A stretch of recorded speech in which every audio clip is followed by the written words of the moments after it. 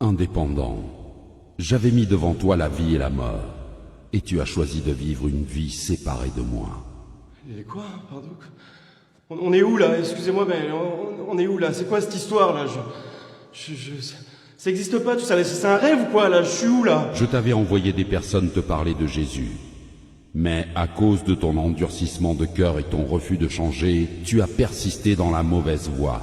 Attendez, quelle mauvaise voie là? Quelle mauvaise voie? Attendez, j'ai fait plein de bonnes choses dans ma vie. Moi, j'ai construit des orphelinats, j'ai aidé plein de gens autour de moi, j'ai adopté des enfants, j'ai jamais tué personne, moi. Mais qu'en est-il de ces bonnes œuvres? On m'a dit que vous étiez miséricordieux. Indépendant tenta de se justifier en relatant ses bonnes œuvres sur terre. Cependant, c'est par la grâce que nous sommes sauvés par le moyen de la foi. Ce n'est point par les œuvres, afin que personne ne se glorifie. La sentence était irrévocable pour lui. Écoutez-moi, personne m'a dit que j'allais aller en enfer si je n'acceptais pas Jésus, si je ne croyais pas en Jésus. Personne me l'a dit, ça. Non. Je ne savais pas ce qui allait se passer. Laissez-moi me justifier au moins. Laissez-moi me justifier, je veux pas aller en enfer. Écoutez-moi! Ah! Hervé est mort d'insolation. Une après-midi de forte chaleur sur son lieu de travail. Quelques jours avant son décès, un jeune passant l'a évangélisé en lui remettant une carte oserjésus.com. Il ne réalisait pas, mais le fait d'avoir cru au Seigneur Jésus dans son cœur et de l'avoir confessé de sa bouche lui vaudra de passer le reste de sa vie dans le paradis de Dieu. On l'appellera Dernière Minute. C'est donc le regard dubitatif que Dernière Minute se présenta devant le trône. Dernière minute. Je t'avais appelé à faire de grandes choses durant ta mission terrestre. Mais je connais rien à tout ça, moi.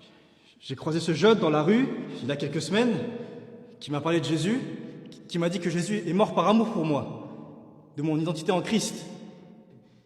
Et naturellement, j'ai cru à cette parole. Aujourd'hui, je suis là, mais je vous assure que si on m'avait dit ça plus tôt, j'aurais gagné énormément de temps dans ma vie. J'aurais accompli les plans qui étaient prévus pour moi. Pourquoi tous ceux qui croient en toi ne témoignent pas de leur foi? Pourquoi? En effet, quiconque invoquera le nom du Seigneur sera sauvé. Dernière Minute a fait le bon choix, peu de temps avant sa mort. En répondant à cet appel au cours de sa vie, son âme sera dans le repos pour l'éternité. Mais chacun recevra sa propre récompense, selon son propre travail. Voilà pourquoi les portes du paradis lui seront ouvertes, mais aucune récompense ne lui sera accordée. Éléonore est morte sur un lit d'hôpital lors d'une opération. Durant sa vie, elle a accepté Jésus et elle était zélée pour le Seigneur. Elle avait un titre important au sein de l'Église. Elle prêchait la parole constamment.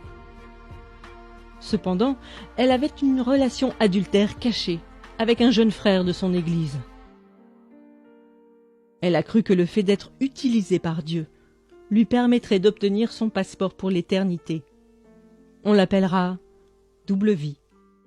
Double vie. Tu avais pourtant bien commencé la course. Pourquoi ton cœur s'est-il éloigné de moi? Mais Père, comment ça mon cœur s'est éloigné de toi? J'ai eu la foi en Jésus, j'ai cru en toi, j'ai engendré des jeunes filles dans la foi, j'ai fait mon ministère, Père. J'ai prié pour des malades, ils ont été guéris par ton nom, Seigneur. La parole de Dieu nous avertit qu'au jour du jugement, plusieurs personnes diront « Seigneur, Seigneur, n'avons-nous pas fait beaucoup de miracles par ton nom ?» Alors Dieu leur dira ouvertement « Je ne vous ai jamais connu.